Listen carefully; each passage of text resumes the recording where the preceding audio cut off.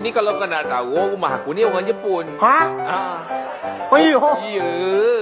Jepun mana celah? Oh. Ha. Tiara.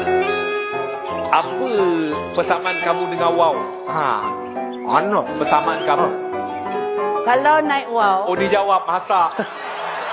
Oh, dia jawab. Tanya balik apa beza saja. beza tak ada beza. Sudah. Sudah. Hilang satu lagi lah. Hai. Apa beza kamu dengan kopok lekok? Cuba. Apa? Apa nak jawab? Kopok lekor kecil. Apa besar?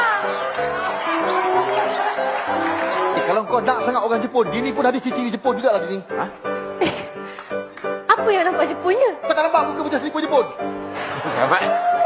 Andai kata satu hari nanti aku tak ada, aku pejam mata, kamu kahwin lain tak?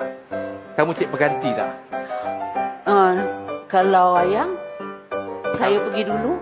Oh, kalau aku, kamu tak mati pun aku nak kahwin lain. Kamu jangan jerit. Jangan jerit-jerit. Oh, rumah aku dalam pantang ni. Kau salah ni. Ah, Sebab aku pernah baca majalah Jepun, tengok CD Jepun pun banyak. Tak ada yang rupa macam ni orang Jepun. Ini tata kerja istilah Jepun ni. Kamu jangan nak kuah ajar. Oh, rumah aku ni dulu ninja. kau nak tengok aku punya cara? Ayang tahu tak beza ayang dengan pelampung? Beza saya dengan pelampung. Kalau saya naik pelampung, saya tengok. Layan Pak Mae ni macam mana saya nak? Itulah, saya pun tak faham lah yang Pak Mae dengan macam ni, awak dengan tak tolong-tolong saya. Biarlah, awak memang santai okey.